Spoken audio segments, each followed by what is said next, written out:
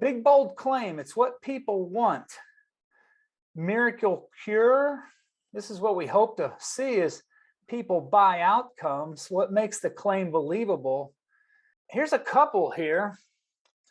But I want to ask you, and maybe Ed, you want to comment. What do you think a big, bold claim is? When you hear that term, maybe it's in advertising, maybe it's in an offering for a business, certainly maybe that context. What do you interpret that to be? Well, first of all, it's got to be kind of fast and quick and almost outrageous. Over the top, attention getting? Yeah. Good stuff. Lose 30 pounds in 30 days. That certainly has a alliteration and a ring, and I think it meets your criteria. John, if you're between bites and want to chime in, I'm just curious what, from the onset, before we dig into this, and we won't go too deep on this, this isn't a full program, but I'm curious of what the perspective is, what you guys think when you hear the term big, bold claim. Well, it certainly sounds like something that you'd like to lead with. I think to a certain extent, I see things like, and this is because I'm a little cynical and did marketing for a while. So I lend myself toward the cynicism. It's got to, for me, it's got to, it can be big and it can be bold, but it has to also feel authentic, because if it doesn't, then the bigness and the boldness can turn me off quickly. If it's promising, there's a great routine in, I think it's, I can't remember which movie it was, maybe something about Mary, something like that, where they have dude who's a comedian, he gets in the back of a car and he's obviously got a body that he cut up in a bag with him. And he's going off to the lead characters talking about, oh, they've got 7-minute abs. They've got 7-minute abs. Well, I'm going to create a video and it's going to be 3-minute abs. Why not 3 minutes? In fact, why not like 2 minutes? And, you know, so there gets to be a little of that sense sometimes if the claim is too good to be true. But on the whole, people do want to know, what's one of the first things they buy is they buy results. What's the second thing they buy is how much time it takes to get that result. So as long as it, you know, if you're playing on those two things and you're still keeping it honest, then I think that's about the sweet spot for a big, bold claim. Outstanding. A little Pulp Fiction call out there. Yeah, your teeth 10 shades whiter. Not really a timeline, but certainly a measurable outcome. 15 minutes could save you 15%. Does anyone not know that that's Geico Insurance? We all know that, right? Their branding is ubiquitous. Or an insurance company, yeah. Or an insurance company, okay.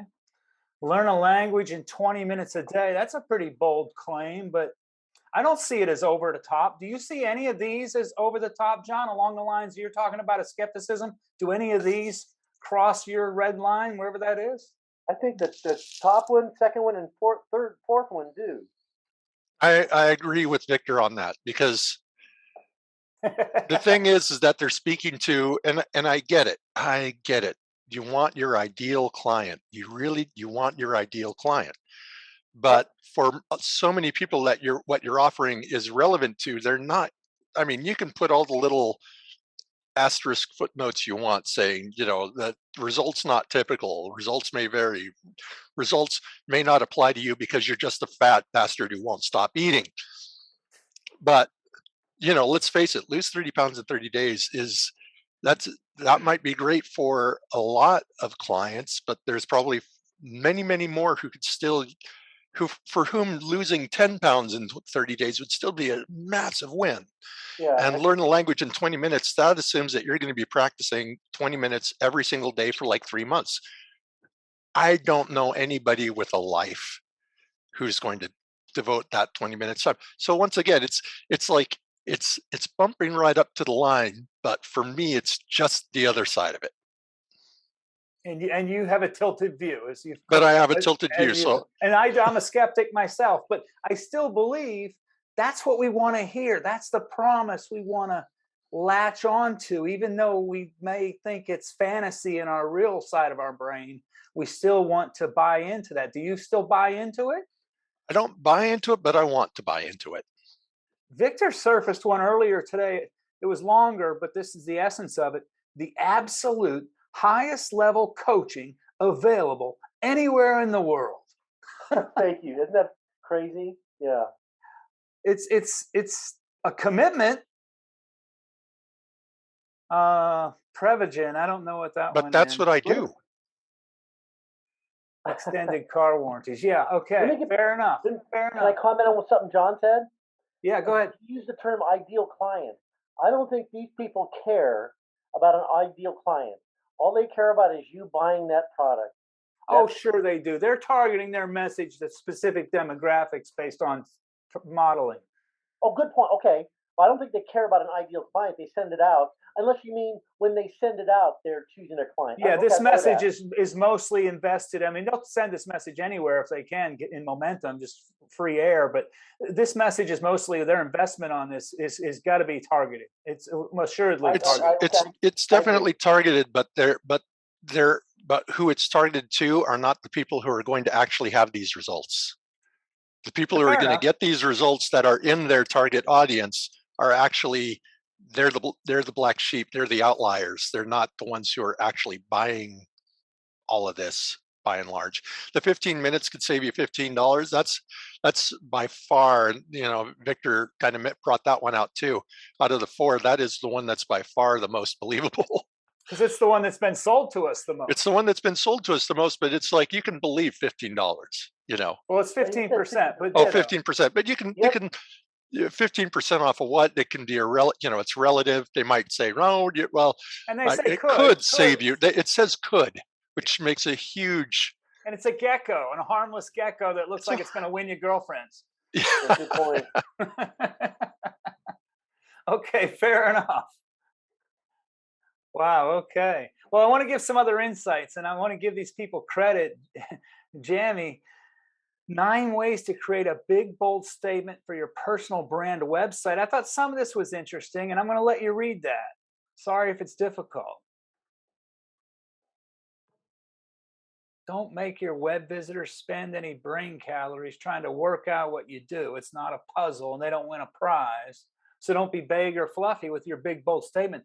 I think that's such a powerful message. I agree. Not just in big, bold claim and our advertising claim, but in everything we do. Don't make people try to figure out what the heck it is you're saying. You need clarity in every word as best that you can. That's my belief anyway. Thank you, Victor.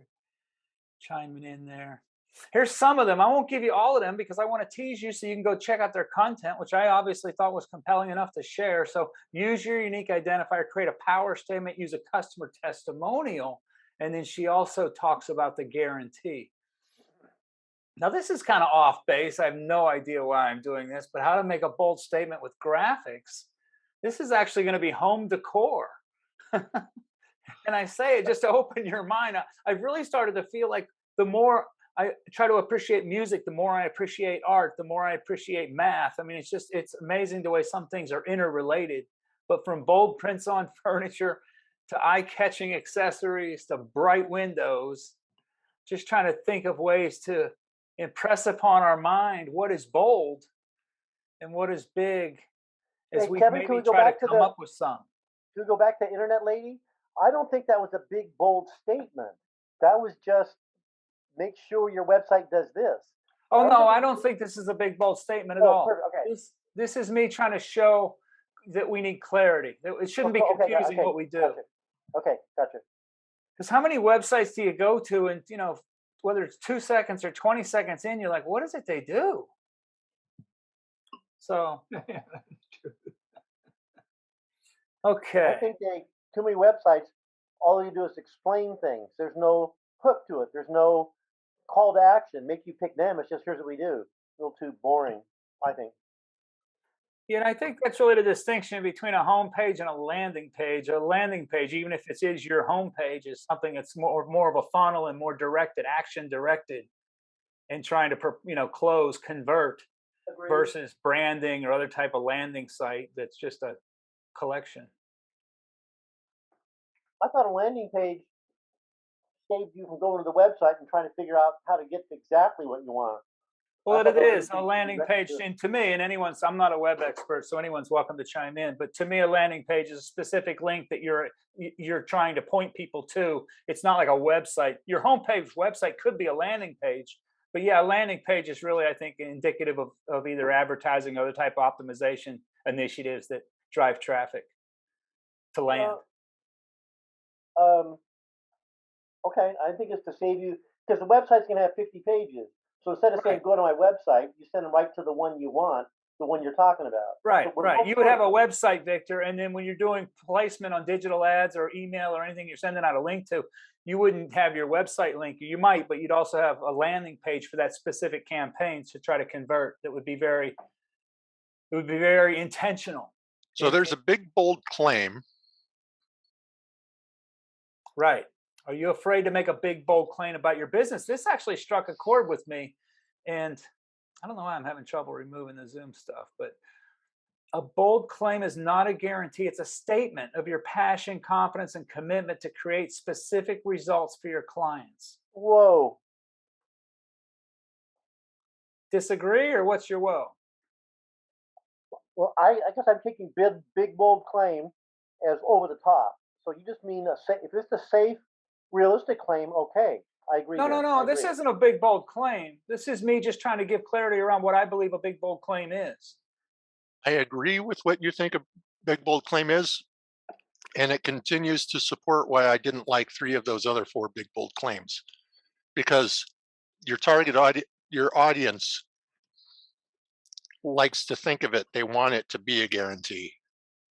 And so if you tell them lose 30 pounds in 30 days and you don't deliver, that could be a big thing that like makes them feel worse in general. And that to me winds up being something that I don't like. If somebody's going to do something with me, I want them to feel better as a result. So I agree with what you just said, and it speaks to why I didn't like 3 of those other 4 claims. And this is more, thank you, John. This is more from the profit seduction that I thought was interesting, that, you know, they really don't care what you do. What they care about is the outcome.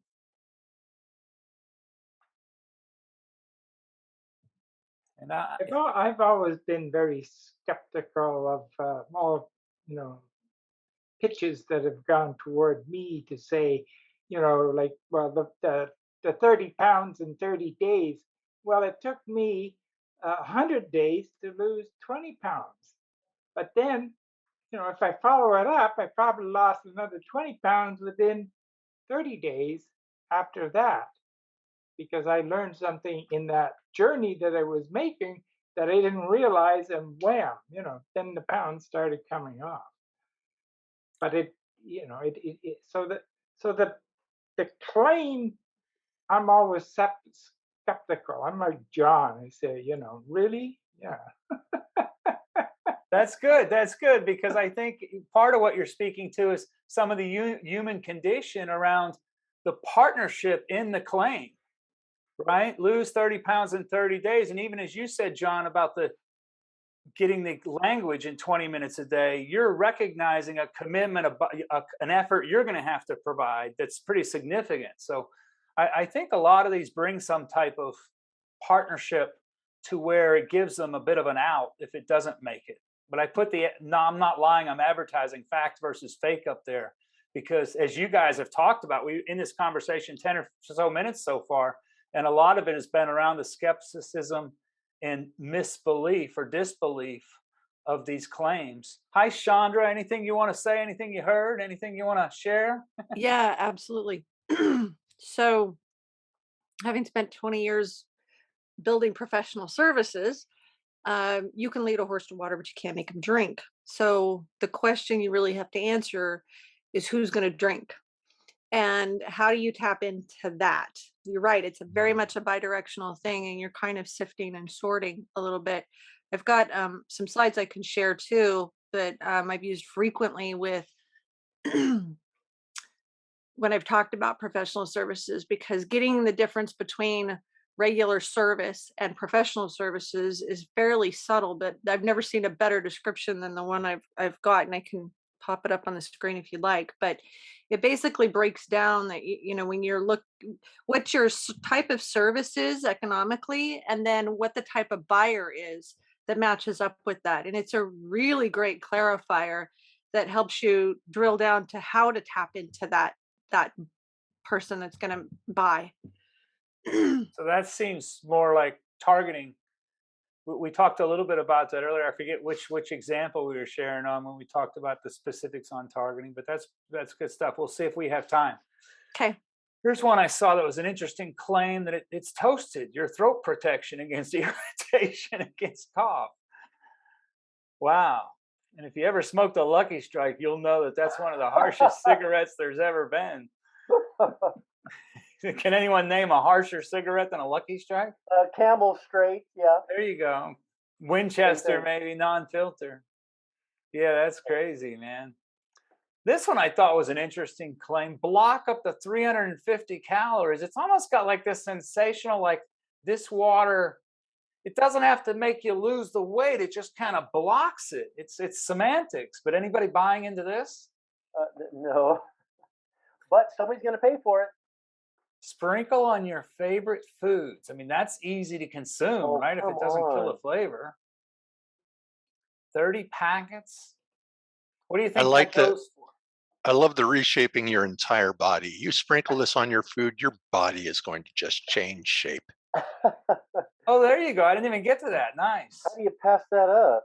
And look at the graphics design, that the bordering of the trim, how it slims in. It's nice. It's very slimming. Do you know what's interesting? They don't tell you what shape your body's going to be in afterwards, though. Oh. And look at that top line. Well said, Don. Well noted. Look at that top line. That's probably like, remember we had the Procter & Gamble guy come and he talked about the biggest thing is the lion in the mirror, and he talked about the big bold claim. I mean, he was a heavy hitter out of Los Angeles in our Meet the Pro series 2 years ago. Jerry Foster was his name, a marketing guy out of Los Angeles, California. But look at that top line, new and improved. That's like the two classic marketing terms for products for decades. Cars, yeah. And it still works. Clinically validated. Usually they say clinically tested, and we think that means validated. Clinically tested, big deal. Designed to do this. So, but clinically validated, I think that's what it says. Wow, that's a tough one. Ooh. Well, like if you're in pharmaceuticals, those systems are what they call sometimes FDA validated, and that can be a pretty high bar. So maybe that validated does carry a bigger weight in that community, and that, as Chandra was saying, the words targeting the market. Maybe that is something there. Okay, moving on. 5-hour energy. I've never been a fan of energy drinks. Like, I don't even drink coffee. I call it the drink of the uninspired. I'm sorry, but I know a lot of people who can't turn off their alarm clock until they have coffee, and I don't understand that. I mean, I'm a chocolate addict. I'm a caffeine addict. We don't talk about other things, but does anybody regularly drink energy drinks? Do you mind sharing personally? I'm not trying to attack anything, but does anybody buy the energy drink concept? Does they see it? Do they not see it as a trade-off? I don't know. Oh, kids love it. Are you kidding? Kids I love don't, it. but kids love. Big time. It's a mega market. Big time. Okay, so it's believable. 5-hour energy, John. You're buying it? You see how small that container is? Actually, yeah, but I've drunk more than a few of those when I was a wee bit younger, and depends on how much tolerance you have for caffeine. But assuming you have not too much tolerance for it, then it can keep you up for a while. Now, does that mean that your brain is going to be working during those 5 hours? Is not necessarily, but you'll be awake. I forget what they call the little caffeine speeders we take in the 80, 81 era of college for studying tests all night, but probably the same dynamic. No dose. Probably. I know a lot of people, a lot of executives who have, I joke about the uninspired thing, and they say they're a caffeine achiever. They drink their coffee and go hit home runs. I mean, having energy, it's not always a bad thing. Okay, does anybody want to talk about their business offering, their anything? And let's see if we can come up with a big, bold claim. expanded our thinking a little bit around different aspects of the topic. Oh, Who wants to throw out their guinea pig business and let's find a big, bold claim for it, even if it's hypothetical? I'll come up. Let me work on one. This is perfect. I didn't even think about it. I'll work on one for my automotive training. I'll jot some notes down here. No, we're going to do that right now. Thank you for volunteering, Mr. Victor Oh, Brodsky, okay. former chair, Founders District Speakers Bureau. We love you. Let's Okay, start with the target market. Who's your target market? Automotive repair shops, either burned out owners or they hire a new service writer. But I think we're way too sales oriented. They're trying to sell you. They always throw out benefits, value, and safety. And I want to do it just by the relationship you build with that client. And so to me, the benefits to this is funny. The benefits to the burned out owner or the new service writer is when I do it, I have fun doing it. I don't mind making that call. Say that they come in and the bill's going to be 200 for service, but they need 2,000. I don't mind that call at all because I'm not selling them. I'm just telling them what it needs, and I've created a relationship with them. They know me. So the claim is it'll be easier for them. I think they'll get more yeses out of the people. Your day will be less frustrating. So easy, less frustrating. Get as many yeses, and it makes it almost fun. So the biggest thing I come up with real quick is customer buys or customers buy. Okay, good point. Okay, I like it. I don't know. Do you call them customers or you call them prospects or you call them suckers or what do you? Well, it's either a customer or a brand new customer.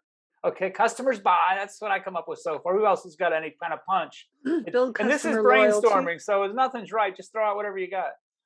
Yeah, build customer loyalty. Loyalty. Well, we need a bigger. Okay, I like it. That's what I'm doing. We need a bigger claim so they buy mine instead of somebody else's. I heard stop selling. Yeah. I heard Yeah. have fun. Guaranteed to get your customers buying so you can stop selling and start having fun. Ooh. Whew. I like it. Is this being recorded? It is. In 30 days. Guaranteed was cool. Stop selling in 30 days or 20 minutes and get 15 shades wider. Turn your selling into customer buying in less than 30 days. No. Say that again, John. I was just, I'm just joking around, thinking it'd be funny to say, yeah, stop selling and have fun in 7 days or less, while you lose 30 pounds bicycling uphill. I've got one here. I don't know if you see this. This is I'm holding a Scotch mint in my hand, and I'll say, start taking these, and you can lose 5 pounds in 5 days. Actually, though, I think the stop selling, have fun.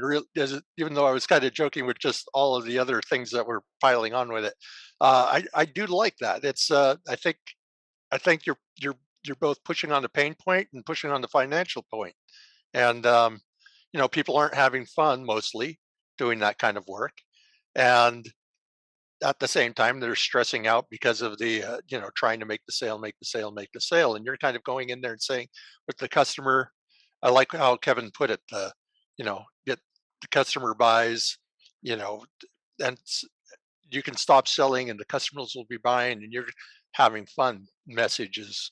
I think a lot of people would buy into that quite quickly. So the short version: stop selling, have fun, make money, or make more money, make money. Yeah, build your business on referrals. I think the fun part's got to be an absolute trail. I don't think it's on the front end. Okay, thank you. So it's They're not second going to or buy third. fun. Okay, good point. I'll make it third then. Good point. Okay. Yeah, money's got to come first for the shop owner. Brian, Good on point. yours, and it's just from a tighten up the script standpoint, Brian, on the one you said, it's not about start with this min or whatever. It's just lose 5 pounds in 5 days. It's just that little tidy bit. I think the tidier you can make the bit is the better. Correct. Yeah, I agree. Chandra, what did you say, please? So build your business on referrals. That's a little bit different. That's sort of an extension of being so nice and taking care of the customers. Then theoretically they refer you. That's a little. I think Victor's distinction is not so much about referrals as a technique, but as a distinctive kind of approach to the process. Yeah. The referrals would be a nice byproduct too. Right. That one almost sounds like a byline to me. Those all sorts of things you can come up with that are just like right off the main road.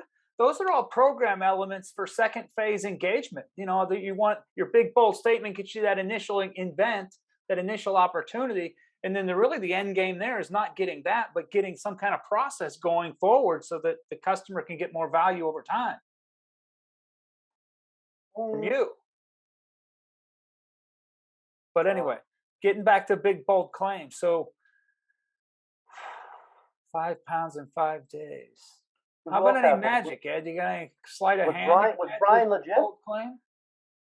I don't know whether it's 5 days, but I actually started I started using these Scotch mints and have noticed that I have lost 5 pounds. Well, I What filmed is the thing? Scotttoberfest this weekend, so you can see it on YouTube. Yeah, instead of having that extra bite of something, just slowly. Victor, do you have a brand name on the business or offering? No. Oh, I was gonna call myself the Rebel Service Writer. And what I would do Debate. is use that as your individual brand. But for this program, I would have a different brand name. You know what I mean? That way you don't have to stand on one horse. Or maybe it makes sense to stand on one horse. I don't know. Well, the reason I say Rebel is I'm going against just about everybody else. So what is it again? Well, I call myself the Rebel Service Writer because I go against the way everybody else does it. Whichever The else is Rebel saying- Service Writer. Get your customers to start buying, stop selling, and let your customers buy. There's got to be a way to. What exactly are you selling, Victor? You mean like auto parts? Oh, Or he's you mean- writing I'm service. selling It's me. not selling, it's writing. I'm selling me. Either I'm selling me or I'm selling parts for their car. What's your real question? What do you mean? Parts for the car. Is that what you're? I'm a Well, little I confused. suppose. Yeah, my outcome is the customer approves the extra work on his car. So I'm selling parts and service to fix his car. So I'm getting the customer to say yes to that. That's the final. I think we're talking about the claim to get them to buy my coaching or product. Does that make sense? Does that answer your question? As opposed to some other person's product. Yeah, there's a bunch of coaches out there that take $5,000 of your money to help your business, help your auto repair business do better. But they cover everything. I'm just doing the service writer. Like no sales, no sales customer purchases or customers buying. No selling customers. I don't That's know. interesting. But something like no sales. I like where it's going. Yeah. Let me ask you this. Can anyone think along the lines of quantifiable, like increase X percentage or double or triple in this month or time frame, or the measurement of improvement? Is there a way to approach it from that way that maybe we can come up with something interesting? Victor, what's your experience with how much better people do? Oh, that doesn't matter. Well, yeah, I know an automotive guy that created website, sort of a website connection for your auto repair business, but he was reluctant to guarantee anything because he'll get him more phone calls, but they got to turn those calls into buyers. So he does his job, but they got to do theirs. So I don't think he can say I'll increase your business 20% because they got to have a good service writer. So I'm a little reluctant to improve. But that's the partnership we talked about with all these claims. That there's a claim, but it comes with a commitment to both parties to perform. Okay, well, good point. But how do you write that into where they don't go, oh yeah, right, pal? Well, some companies do it that they give the guarantee, but nobody ever asks for it because they're so invested in the relationship. By the time it's over, they just say, "Oh, thank you." It wasn't maybe what they wanted completely, but they're satisfied because there's been such a partnership. So weird as that sounds. So I've got a question for you, Victor. Do you guys, is your industry aware of the Net Promoter Score? The what? Net Promoter Score. Not that I don't think his business is a lot of web traffic. It's not web traffic. Net Promoter Score is on whether or not somebody would refer your business to somebody else. No, I've heard that. And no, I thought you were going to say, what % of the first-time callers do you convert into a customer? I thought you meant that, but no, we did. I don't think they measure too much of referrals. No. Convert every call. That's that's a good point. There's a way to measure referrals. I guess you have to ask him. I do ask him, "How'd you hear about it?" I will ask a customer, "How'd you hear about it?" And most of the time, it's like Yelp or Google versus somebody referred them. It's like they're searching the internet for reviews first. What do you say, Kevin? Convert every call. Okay. Or more calls. Is more not big enough for more calls? Well, are you confident in your stuff or not? Because people want to buy confidence. They don't want to, oh, maybe I can make an impact. They want to hear you make a claim. Well, my question was, is that too bold? Is my question. No, that's what I'm trying to get to. And part of what I just was chanting there, if that's a word, is to my own self. I'm trying to convince myself that people want this claim. If you think about it as yourself as a consumer, you don't want to buy a wishy-washy claim. You want to buy a strong claim, right? But yeah, there's probably Okay. convert every call is a little aggressive. But you could Are you change familiar with convert. Craig Convert Valentine? could be many You familiar things. with Craig Valentine? He doesn't say, "I'm going to get you making 100,000 a year." He says, "I'll double your income." So if you're only making 1,000 speaking, you'll make two. He doesn't say, "You'll make 100,000. I'll double your income." So he chooses carefully, like Close every. twice as much business because Okay. you stop selling and let the customer start buying. Ooh. I like that one guy. He says, nobody likes to be sold, but everybody loves to buy.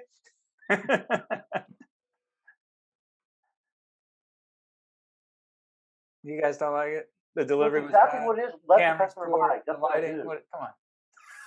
I really like let the customer buy. What do you like? Let the customer buy, as in BUY. Well, I found out. I tell the customers all what their car needs, and I explain to them why. Here's why you need this part. This will fix your, we'll say, check engine light. This will fix that. Here's your service with an air filter. At the end, I'm quiet, just like that. And if they're going to say no, they got to work at it. I'm not going to ask for the sale because then they can say no. So I don't ask. And then, like you say, I'm letting the customer buy. And so many times they say yes. I mean, so many times, I hate to brag here, the boss says, they're going to say no, they got kids in college. They're going to say no because they just got vacation. They're going to say no because they're cheap. I go, oh, yeah, watch this. And I work my magic and they say yes. So let the customer buy is good. Whew.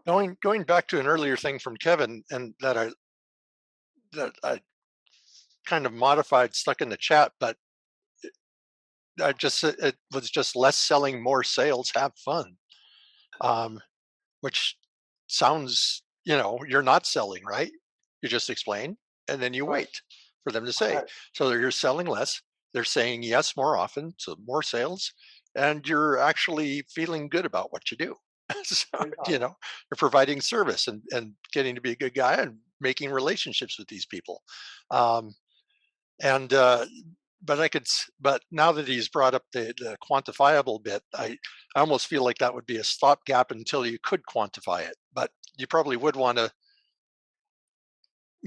what would your big bold claim be, and then what would your later big bold claim be once you've been able to say, I feel comfortable saying this number of, less selling, double your sales, right? Less selling, double your sales, have fun. There's probably some way to throw to. I put converting more. I don't know if converting is the word or not. Less selling. Okay, say more converting. Oh, selling less, converting more, having fun, whatever. Okay. Well, don't use the ing. That's the hot, cold ring that strikes at the chord. Don't use the convert is stronger. Convert more. Okay. Just say less selling. Sell less, convert more. Thank you. Good. Okay. Here's another angle to try to think of, if you like, folks, although I think a table would help if you draw it out, a spreadsheet table. But part of, I talk about congruence sometimes, and part of what you're doing, Victor, your approach is what I would call disruptive approach. You're trying to bring a fresh approach, a new strategy, right? So Yeah, correct. anything congruent, anything you're doing should kind of take that angle.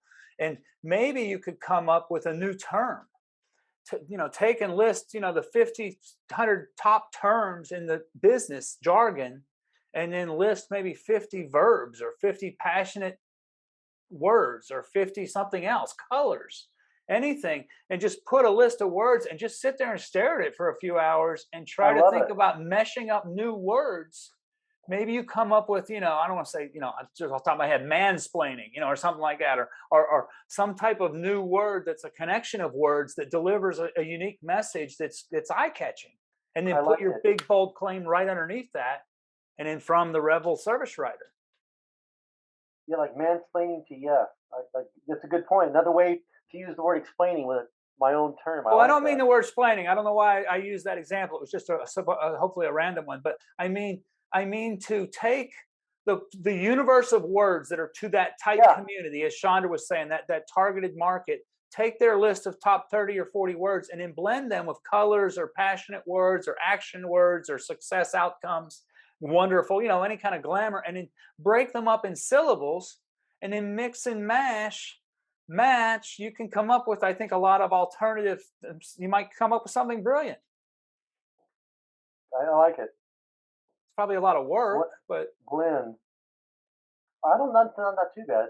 I don't think it's gonna take an hour, but not too bad. Well, when I'm driving someplace, I got an hour drive to Big Bear. I can. But like if one of the words was the business pain and another word was a color or something, just there's so many potential marriages of the syllables that could create a new word that could be impressionable. Color. I don't understand color. Well, red or blue or green, they're all colors.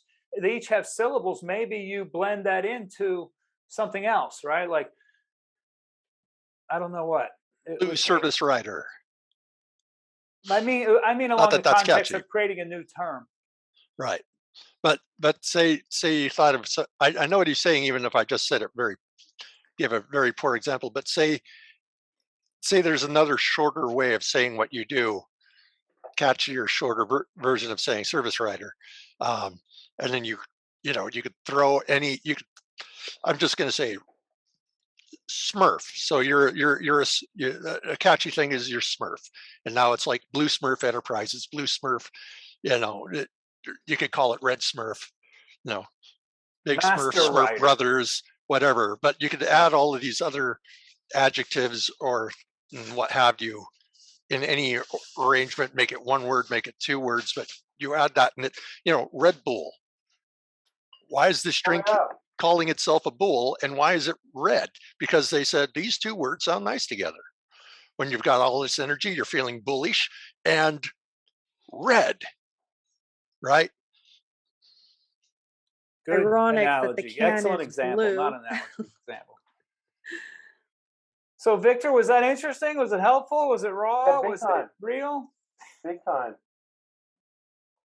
Yeah, when you brought up the idea, I went, oh yeah.